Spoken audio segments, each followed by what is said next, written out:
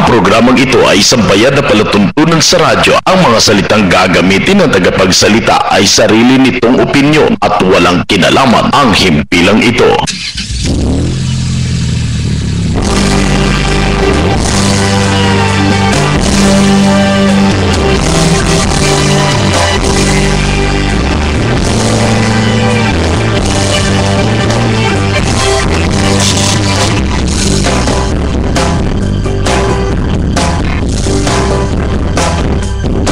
Sakyan mo ang nais mo hanggang saan ka mapararating. Sakyan mo ang nais mo hanggang sa puno ng iyong himig. Paano ka bang mabuhay? Parang pinalo, walang lupad o isang lanang. Walang naman itong susisod sa daan. Sakyan mo ang nais mo, lagyan mo man ng tumano. Good morning, good morning, good morning. I'm Pastor Ruben Colmo na bumabati sa inyo ng isang mainit na umaga na merong pagmamahal at pagmamalasakit sa bawat tagapakinig ng programang ito. Maaring anuman ang inyong kinabibisihan ngayon, maaring kayo'y nagluluto ng almusal, o kayo'y maliligo pa lamang, o kayo'y nanonood pa ng balita. Pwede bang pagsabayan yon? Subalit ngayong umaga, nais naming batiin kayo ng isang Happy Family Week.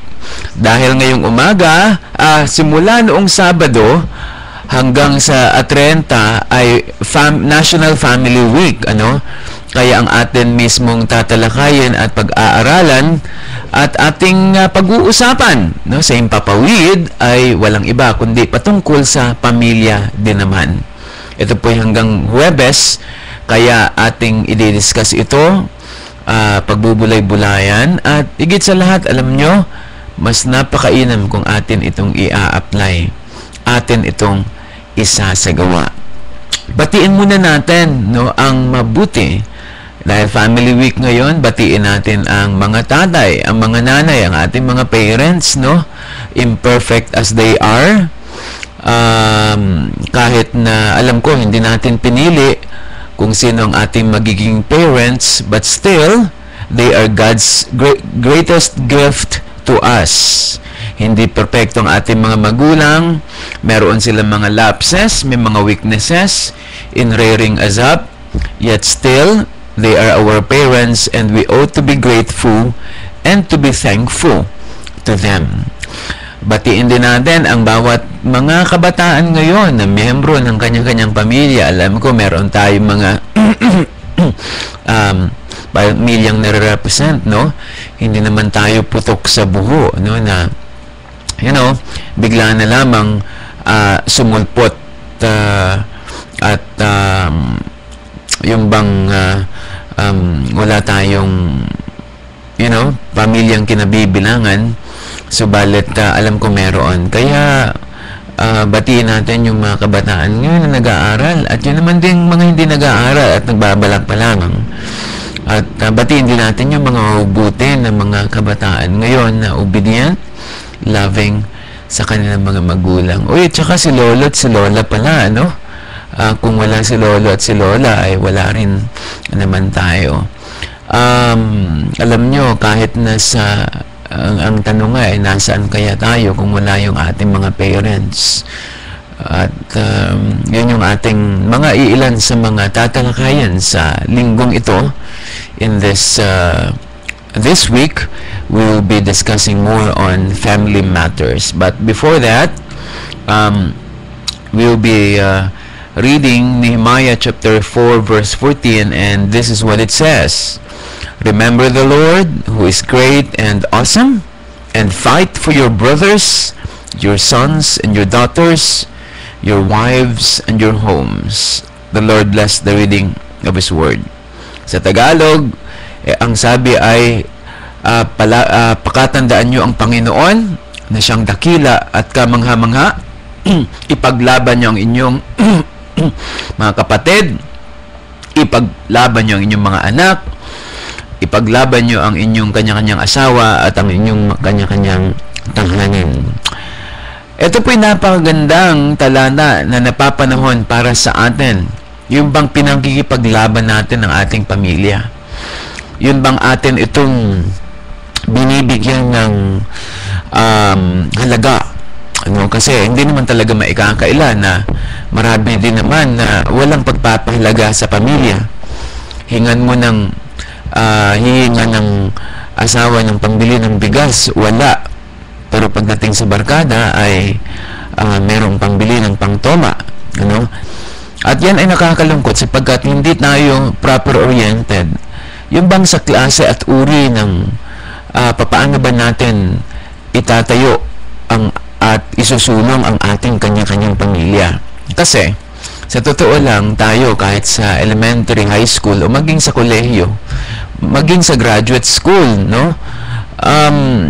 alam nyo, wala naman talaga tayong masasabi na proper training o kahit na subject na lamang sa kolehiyo o sa high school patungkol sa pagdadala ng pamilya. Wala tayo niyan Kaya, marami sa atin ay nag-eksperimento na lamang. At yung minsan, yung prinsipyo na meron tayo, ina-apply natin sa ating kanya-kanyang pamilya, pagpapalaki ng mga bata, gayon din sa paano ba natin ititreat yung ating kanya-kanyang asawa, ay sa pag-eksperimento na lamang at pag-observe. Hindi na natin, yung bang, marami sa atin ay walang tamang prinsipyo, lalo na pag lumaki ka sa isang pamilya na nakikita mo, lumaki ka na ang nanay mo ay battered wife at ikaw din naman ay verbally abused. Minsan ay kung ano yung minana natin sa ating mga magulang at nakita natin kung paano tayo pinalaki, ay ganyan din naman in-extend natin ito pag tayo nagkaroon ng sariling pamilya. Subalit hindi naman dapat mangyari ito. Meron akong kaibigan, sabi niya, ako'y galing sa broken home at ang dami-daming mga sad memories sa paglaki ko. Subalit ito'y titiyakin ko, hindi ko ipaparana sa aking mga anak kung ano yung mga dinanas ko sa aking mga magulang nung ako'y lumaki sa isang pamilyang ganito. At hindi lamang isa katao ang narinig ko ng ganyan. Ibig sabihin, he made up his mind na kung ganoon ang kinalakihan niya, hindi niya ito ipaparanas sa kanyang mga anak, kanyang kasalukuyang pamilya. Gayon din sa mga nakikinig sa atin ngayon. Alam nyo, to have a wonderful family, it really takes effort Yung bang, kailangan pagsumikapan ito. Hindi ito aksidente, and it will not, having a happy family, a wonderful family, doesn't happen overnight. Hindi ito nangyayari ng, yun bang, susugpot na lamang, wow, nagmamahalan kami, wow, nagkakaintindihan kami. And I believe also maging sa pag-uugali, there will be a lifetime adjustment between you and your spouse and even between you and your children. Kaya ang punto natin ngayon ay paano ba natin ito papahalagahan? Kasi ang sabi ng binasa natin, you ought to fight for your homes. Your spouses, your brothers and sisters, your children, ipaglaban. Bakit kaya sinabi yun? Sa kondisyon ng panahon ni Nehemiah, ay mayroong threat yung city at syempre, kung ano man ang mangyayari doon sa kanilang city ay apektado yung kanya-kanyang pamilya. Sabi niya, kailangan yung ipaglaban ang inyong pamilya. Kanya-kanyang pamilya. At ito'y nararapat sa bawat isa sa atin. Una, tandaan natin hindi tayo pwedeng pumili ng ating mga magulang o hindi tayo pwedeng kahit nga pumili ka ng iyong asawa pagdating ng panahon ay meron ka pa rin makikitang imperfections gayon din naman sa kahit na anumang imperfections na meron. Ang problema sa ating bansa ngayon ay ang daming nagbe-breakdown ng mga marriages, ang dami-dami mga nagbe-breakdown na pamilya. At sa totoo lang, marami talaga ang hindi na nagpapahalaga sa kanilang pamilya. Ako ngayon nanonood ng kasi nagkakaroon ako ng break talaga, yung mga after a very busy morning, mga 10:30 or 11 o'clock, ay nanonood ako minsan ng face-to-face. At itong face-to-face na ito ay nasa isang istasyon, no, sa cable. At kadalasan talaga, no, siguro mga 98% ng problema ay pamilya talaga, pamilya, no. Ang husband ay mayroong ilang babae, o kaya yung babae naman ay mayroong lalaki, o kaya magkakapatid, no, nag-away-away, you know. At yun ay nakakalungkot talaga. Sa pamilya kasi dapat magkakampi.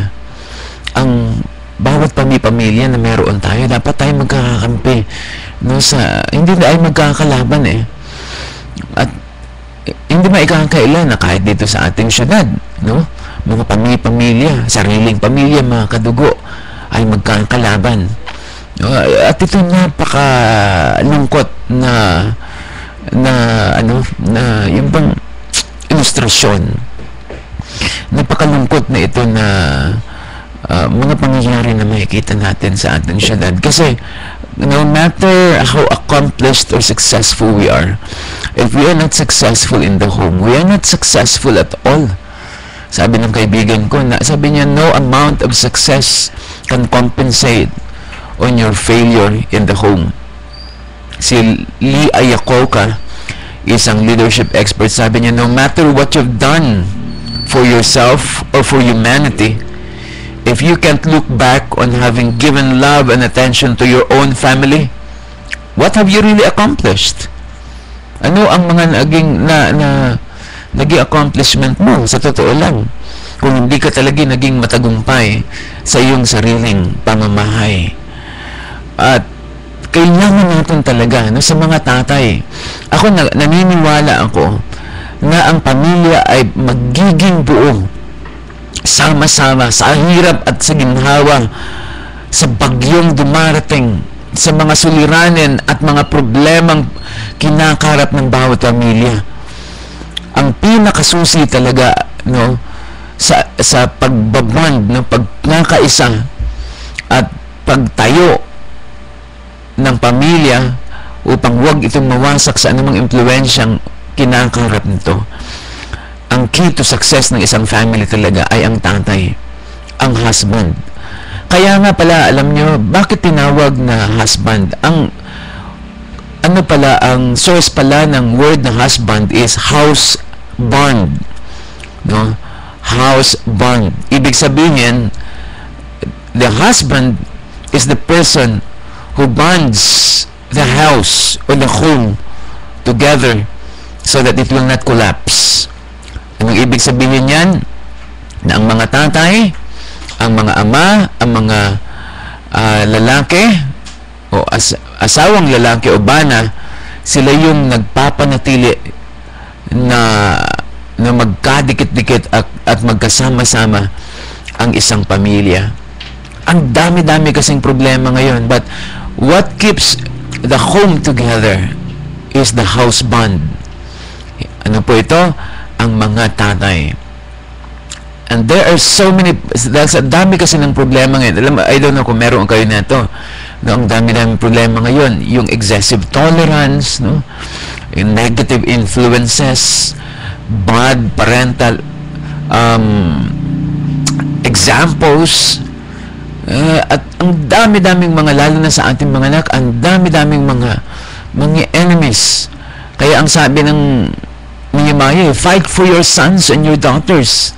Kasi all around us today, we can see violent crimes, di ba? Teen pregnancies, no? At suicide, alcoholism, drugs, smoking, prostitution, human trafficking, peer pressures sa ating mga anak. Ang dami-dami. At itong mga anak natin, ito yung magiging mga future leaders ng ating bansa. And yet, here's the enemy trying really, no, so hard na bata pa lamang i-destroy na nila ang ating mga kabataan. Kaya ang sabi ng yung kasi sa totoo lang kung mapapasadlak kasi sa pagkawasak o sa kaguluhan o sa ano pa man nakapamakan ng ating mga anak, hindi kasi yan aksidente. Hindi yan aksidente na lumarating. You remember St. John chapter 10 verse 10 sa Bible na ang sabi, the thief or Satan, our enemy, the enemy of our souls, has come to steal and to kill and to destroy. So yun yung layunin niya. Yun lang talaga ang gusto niya. No, wasakin, i-destroy ang buhay, no, ng sino makikita niya. Kaya ang sabi ng Bible, again, fight for your brothers, your sons and your daughters, your homes and your wives. Sa papaanong paraan ito? How can we fight for our children? Number one, fight for your children by praying for them. You as a parent has power.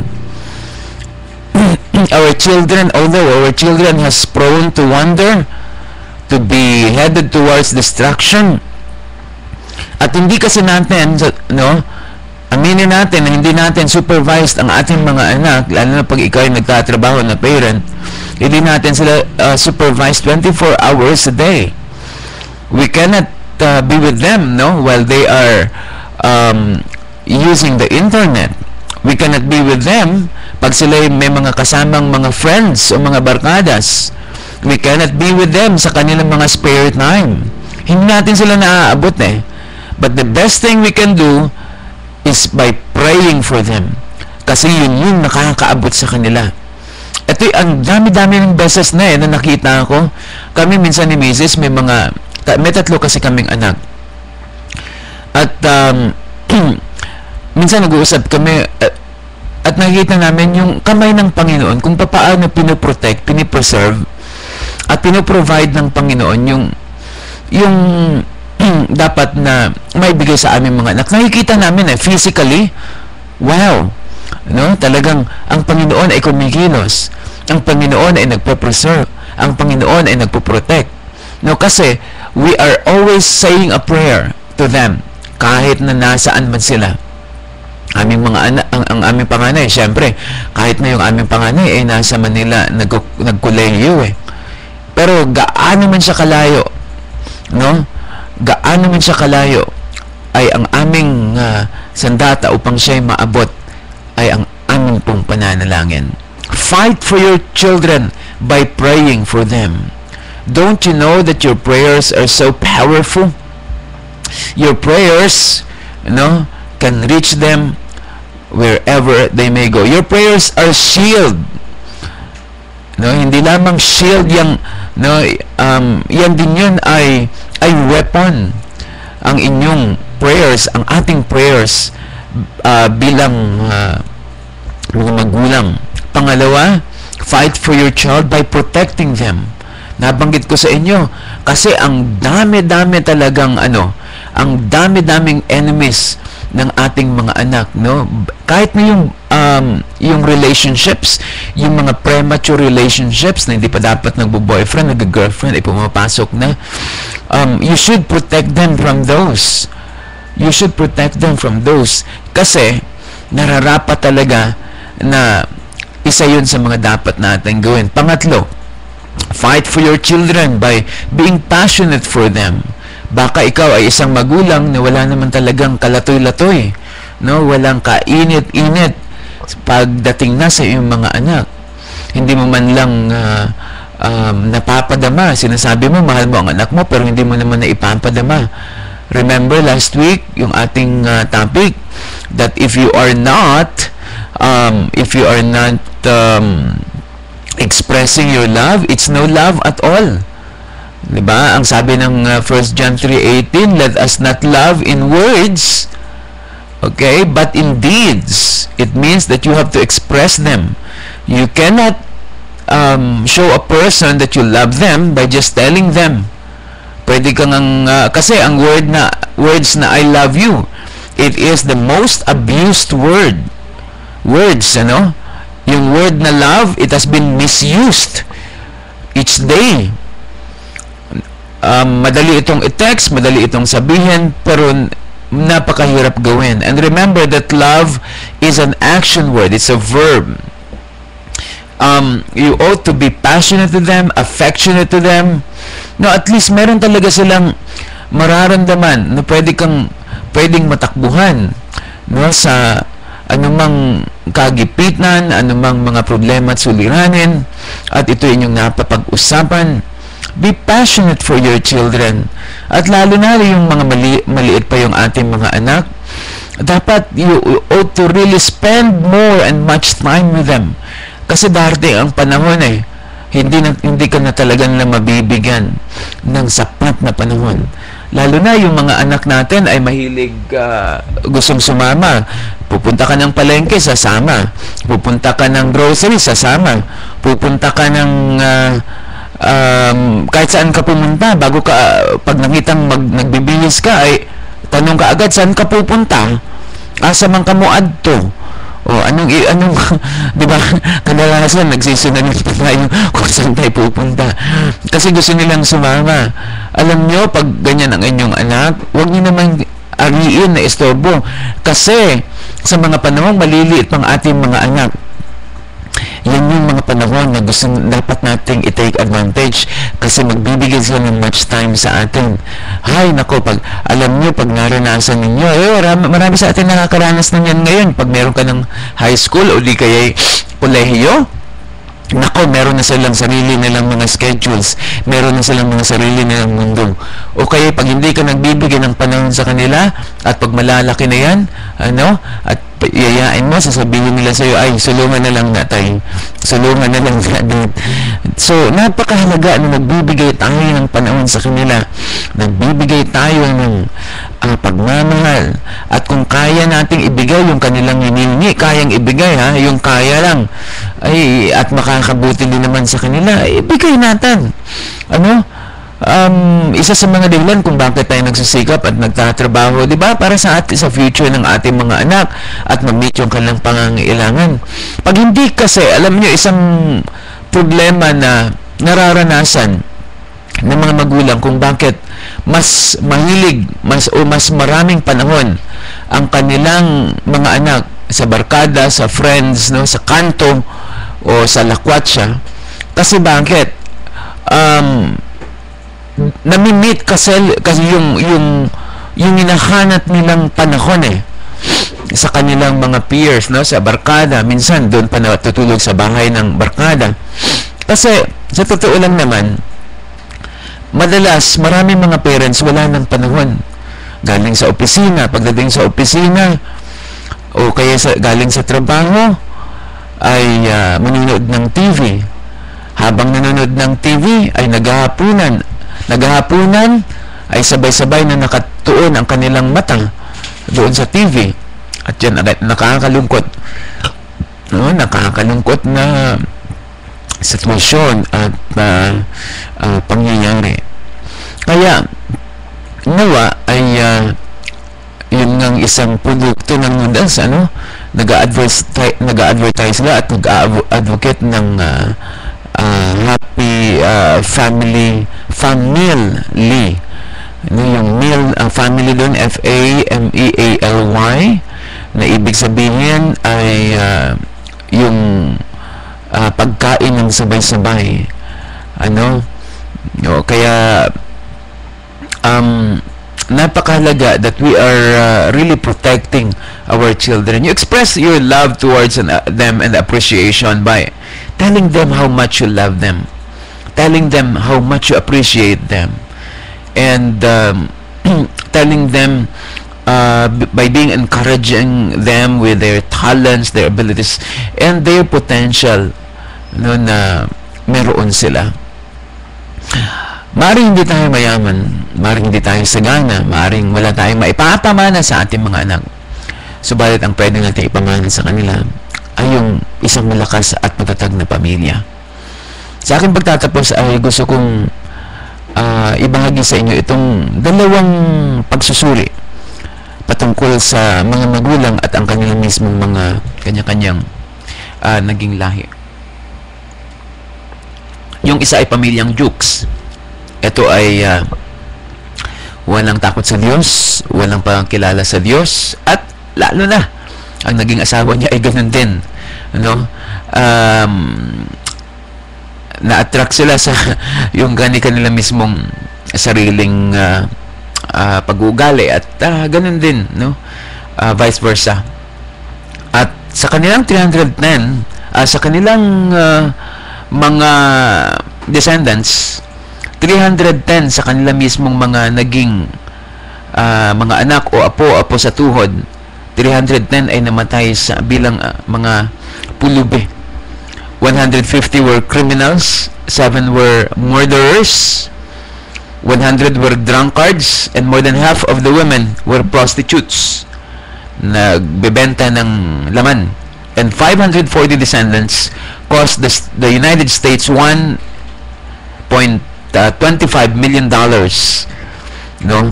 Subalit kakaiba itong si Jonathan Edwards dahil he's a godly father. Bago nga sila mag-honeymoon ng kanyang asawa, lumuhod sila sa gilid ng kanila mismong bed, at pagkatapos dinedicate yung kanilang future generations. Ito ang kanyang 1,394 descendants. 13 became college presidents, 65 college professors, 3 United States senators, 30 judges, 100 lawyers, 60 physicians, 75 Army and Navy officers, 100 preachers and missionaries, 60 authors of prominence, 1 a vice president of the United States, and other government officials, 295 college graduates, among whom were governors of states and ministers to foreign countries. His descendants did not cost the state a single penny. Ito yung dalawang in contrast na magkakaiba na produkto at naging resulta ng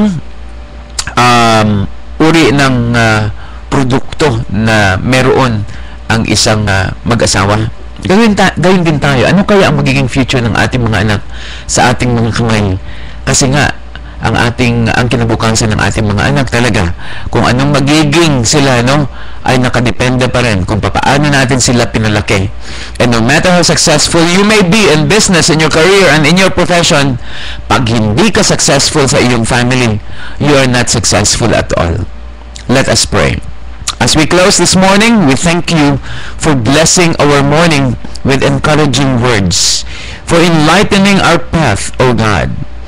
And this morning, we just commit to you our lives, our homes, our families.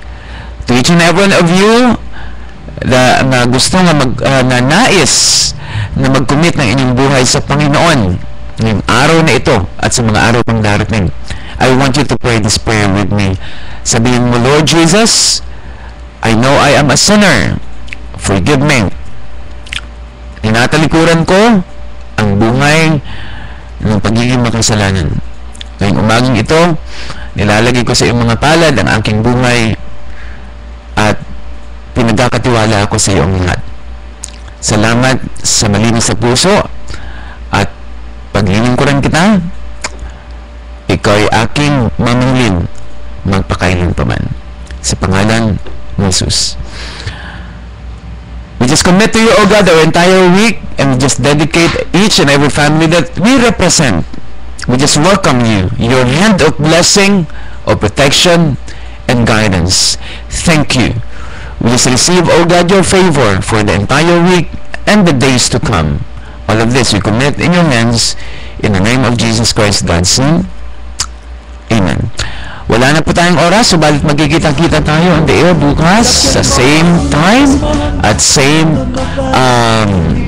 dial 92.7 DXJC News Radio. Kaya wag po kayo mawawala. Ipagpapatuloy natin ang ating talakayan ngayon pong linggo ng kahalagahan ng pamilya.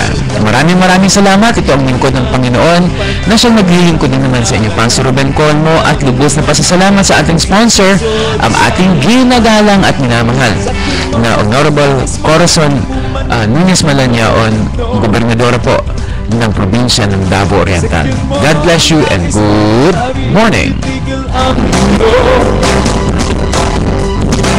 Di mo hawak iyong buhay, di mo kaya lahat ng bagay, di mo Ang katatapos na programang inyong napakinggan ay isang bayad na palatuntunan sa radyo. Ang mga salitang ginamit ng tagapagsalita ay sarili nitong